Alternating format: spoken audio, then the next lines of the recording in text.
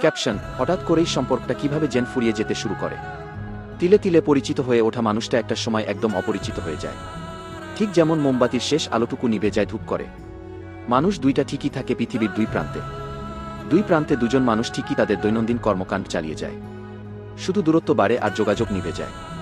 এদের মধ্যে খুব অল্প সংখ্যক মানুষই সারা জীবন একে অপরের হাত দুটো আঁকড়ে ধরে রাখতে পারে। খুব অল্প সংখ্যক মানুষেরাই নিজেদের মাথার উপর একটা ছাদ তৈরি করতে পারে। স্বপ্ন বোনা হয় নতুন করে। তাদের হাসিমুখের কাপল ছবিগুলো আমাদের নিউজ ফিডে ঝলমলে করে। আমরা অভিনন্দন জানাই তাদের সুন্দর আগামীর জন্য।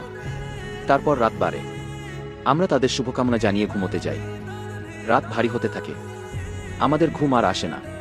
আমাদের পুরনো স্মৃতিগুলো বারবার মনে করিয়ে দেয়, আহা, এমনটা তো আমাদের সাথেও হতে পারত।